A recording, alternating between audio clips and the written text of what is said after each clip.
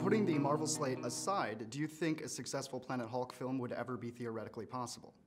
It's always possible. I mean, listen, it's like everything is in the execution when it comes to making movies, and movies are a complicated beast. I don't think anybody would take like just the basic story of Guardians and say that story needs to be told. And any story could be good if it was approached correctly. The Easter egg of Adam Warlock's cocoon, which was never meant to introduce the character, yes. Now that speculation is going nuts, do you think that there's a possibility that the character will be introduced because of it?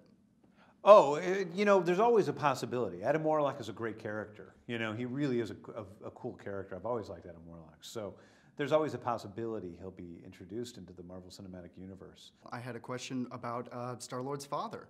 Is there any characters, which I'm aware you can't tell me if you already know, but is there any characters you may have considered for that role? The answer is yes. But I don't want to give a list of characters because then it's going to be, you know, it's like, you know, then everybody's going to, I don't want people to rule anything out at this point. Is it a guarantee that we will see the Guardians of the Galaxy appear in the Infinity story, the climax, the Infinity War? No, definitely not. Definitely not? Definitely not, no. That's not a given.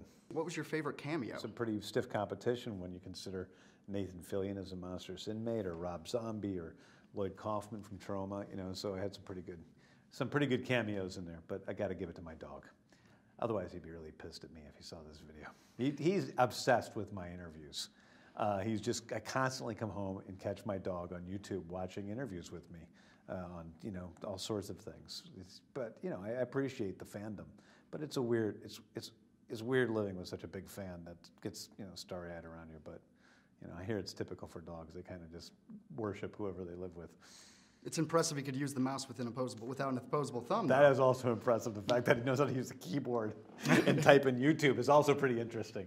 But, you know, he's a pretty impressive dog. He's a great breed. I was curious if the Infinity War 1 and 2, if that sticks closely to the Infinity Gauntlet storyline, which character do you think could take the Wolverine's role? That's such a crazy question. I have no idea. Listen, I mean, I think our Wolverine is Rocket, so, you know, he is sort of our Wolverine. I thought of that from the beginning, so he's got some Wolverine-like attributes. Well, the dancing Groot at the end, that was your moves. Yes, am that I was right? my dancing. So is there a video somewhere with you in a motion capture suit doing a little jig? Yeah, it's not motion capture, it's motion reference, but yeah, there's video somewhere of me dancing, doing that exact same dance, and I just asked my assistant what happened to it. He said it's at the bottom of the Atlantic, you know, Ocean. I said, that's